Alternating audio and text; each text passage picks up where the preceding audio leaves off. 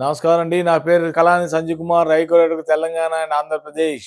ఈరోజు నేను చెప్పే అంశం ఏంటంటే ధరణి పోర్టల్కి భూభారతి మధ్యకున్న తేడా, దీంట్లో ఉన్న అడ్వాంటేజెస్ డిసడ్వాంటేజ్ అనేది ఇప్పుడు నేను చెప్పబోతున్నా.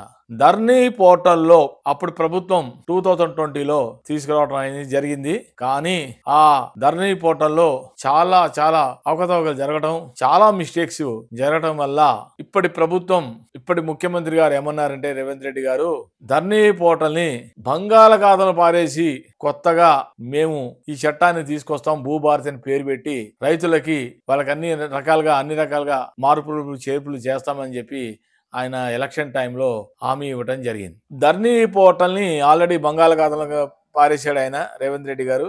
దాన్ని ఇప్పుడు కొత్త ప్రభుత్వం వచ్చిన తర్వాత కొత్తగా ROR రికార్డ్ ఆఫ్ రైట్స్ ని 2024 ని మన అసెంబ్లీలో ప్రవేశపెట్టడం జరిగింది. తేడా ఏంది అంటే ధరణిలో 33 మాడ్యూల్స్ ఉండేవి.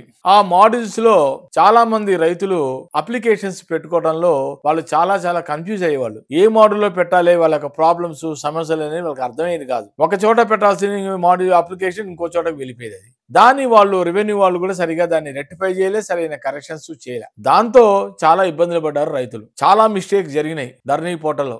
ఒకసారి రిజిస్ట్రేషన్ చేస్తే మళ్ళీ నో అనేవాళ్ళు అక్కడ. కానీ తేడా ఏంది అంటే ధరణి పోర్టల్కిను భూభారతికి ఉన్న తేడా ఏంటంటే భూభారతిలో కొత్తగా రిజిస్ట్రేషన్స్, మ్యూటేషన్స్ అన్ని సవరణలు చేయడం జరిగింది రైతులకి. వాళ్ళకి ఎటువంటి ఇబ్బందులు లేకుండా రైతులకి ఈ భూభారతిలో కొత్తగా తీసుకొచ్చిన చట్టం ఇది. ఈ చట్టంలో ఎవరికైనా ప్రాబ్లమ్స్ ఉంటే దీంట్లో మార్పులు చేర్పులు దీంట్లో చేసుకునే విధంగా ఈ భూభారతిలో పెట్టడం జరిగింది. ధరణి పోర్టల్లో ఏదైనా సమస్య వస్తే దాన్ని మళ్ళీ వాళ్ళు రెక్టిఫై చేసేవాళ్ళు కాదు. ఒకసారి అది ఫిక్స్ అయిపోతే మళ్ళీ దాన్ని మార్పు చేంజ్ చేసే ప్రసక్తే లేకుండా దాంట్లో పెట్టారు వాళ్ళు. కానీ భూభారతిలో ఎవరైనా రిజిస్ట్రేషన్ చేసుకోవాలన్నా, మ్యూటేషన్ చేసుకోవాలన్నా, ఏదైనా సవరణ తప్పులు జరిగితే దానికి వెసులుబాటు అవకాశం దీంట్లో ఉండేది భూభారతిలో. కానీ ధరణిలో లేదు, అలా ప్రాబ్లం లేదు. అక్కడ ఆ స్కోపే లేదు దాంట్లో ధరణిలో. ఇక్కడ ఏదన్నా ఎవరికైనా రైతులకు ఇబ్బందులు జరిగితే ఏమన్నా అప్పీల్కి వెళ్ళాలంటే ధరణిలో ఆ ఛాన్స్ ఉండేది కాదు, ఆ స్కోపే ఉండేది కాదు. కానీ భూభారతిలో మట్టుకు అవకాశం ఇచ్చారు రైతులకి. ఎక్కడైనా ఎవరికైనా మిస్టేక్స్ జరిగితే కరెక్షన్స్ ఏమైనా చేసుకోవాలంటే అప్పీల్కి వెళ్ళాలంటే అది కేవలం భూభారతిలోనే పెట్టారు. ఇది చాలా మంచిగా జరుగుతుంది రైతులకి. ఇది శుభ పరిణామం ఇది రైతులకి. ఏదన్నా ఇబ్బంది అయితే ఆ రోజుల్లో ధరణిలో ఉన్నప్పుడు తేడా ఏంటంటే కరెక్షన్స్ ఏమైనా అయినా, సర్వే నెంబర్ తప్పు వచ్చినా, వాళ్ళ పేరు తప్పు వచ్చినా, అప్లికేషన్ పెట్టుకున్నా ఆర్డీఓ కానీ, ఎంఆర్ఓ కానీ, కలెక్టర్ కానీ ఎవరు కూడా సరైన యాక్షన్ స్పందించకపోతే అప్పుడు వాళ్ళు డైరెక్ట్ గా సివిల్ కోర్టుకి వెళ్ళేవాళ్ళు. సివిల్ కోర్టుకి వెళ్తే వాళ్ళకి బోల్డ్ ఖర్చు అయ్యేది, రైతులకి డబ్బులు అయ్యేది కానీ వాళ్ళ పరిష్కారం అయ్యేది కాదు. కానీ భూభారతి వచ్చిన తర్వాత రెవెన్యూ ట్రిబ్యునల్ అని కొత్తగా తీసుకొచ్చారు. ఆ కోర్టులోనే కేవలం రెవెన్యూకి సంబంధించిన చట్టం ఏది రెవెన్యూ ట్రిబ్యునల్. ఈ రెవెన్యూ ట్రిబ్యునల్ లో రైతులకి ఎవరికైనా సమస్యలు వస్తే వాళ్ళు డైరెక్ట్ గా ఎంఆర్ఓకి చెప్పుకోవచ్చు, లేకపోతే ఆర్డీఓకి చెప్పుకోవచ్చు, లేకపోతే కలెక్టర్కి చెప్పుకోవచ్చు. ఈ ముగ్గురు అధికారులు కనుక వీళ్ళ యొక్క రైతుల యొక్క పరిష్కారం వాళ్ళు కానీ చేయకపోతే, తీర్చకపోతే 30 రోజుల తర్వాత వాళ్ళు డైరెక్ట్ గా రెవెన్యూ ట్రిబ్యునల్కి వెళ్ళి వాళ్ళు అప్పీల్కి వెళ్ళొచ్చు. కాకపోతే ఇంత ముందర ధరణి పోర్టల్లో ఈ అవకాశం ఉండేది కాదు.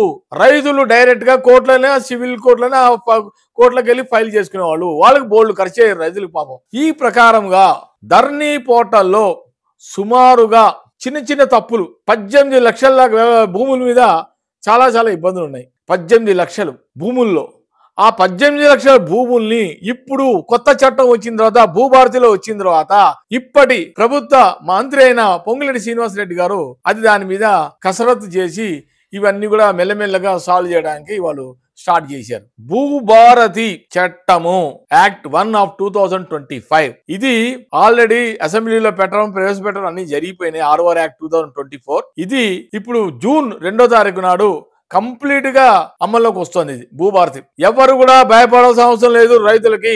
2014 ముందర అప్పుడు సాదా బైనామా ఉండేది. సాదా బైనామాలో రిజిస్ట్రేషన్ ఉండేవి కాదు. మొన్నటి దాకా 2018 దాకా చేశారు, తర్వాత అప్పుడు ప్రభుత్వం ఆపేసింది. ఇప్పుడు ఈ భూభారతి వచ్చిన తర్వాత అందరికీ శుభ పరిణామాలే. సాదా బైనామా కూడా రిజిస్ట్రేషన్ చేసుకునే వెసులుబాటు ప్రభుత్వం కల్పిస్తోంది. గుర్తుపెట్టుకోండి, ఎవరైనా సరే సెక్షన్ 6 సబ్ క్లాస్ 1 ప్రకారముగా సాదా బైనామా కూడా త్వరలోనే. గుడ్ న్యూస్, మీరందరూ రైతులందరూ వినపోతున్నారు. ఎవరు కూడా ఆందోళన చెందవలసిన అవసరం లేదు. ఇప్పుడు భూభారతిలో ఆ మార్పులు చేర్పులు చేయడం జరిగింది. రైతులెవరు కూడా కోట్ల చుట్టూ తిరగాల్సిన అవసరం లేదు.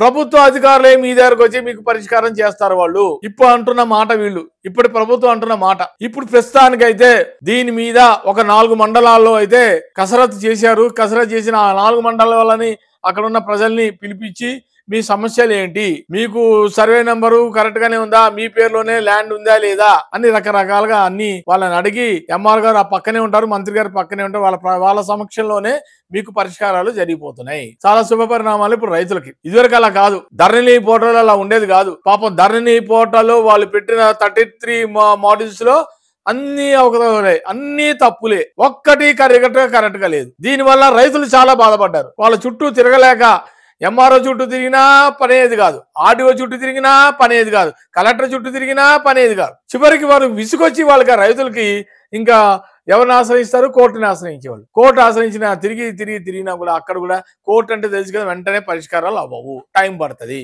దీన్ని బాగా ప్రభుత్వం దృష్టిలో పెట్టుకొని కొత్త ప్రభుత్వం దీన్ని కొత్తగా భూభారతి అని తెర మీదకి తీసుకొచ్చి ప్రజలకి అన్ని రకాలుగా అందుబాటులో ఉండాలని చెప్పి ఇప్పుడు ఏదన్నా సమస్యలు ఉంటే వెంటనే పరిష్కారం అవ్వాలని చెప్పి వీళ్ళకి ఆర్డర్స్ జారీ చేయడం జరిగింది. ఎంఆర్ఓకి, ఆర్డీఓకి, కలెక్టర్కి.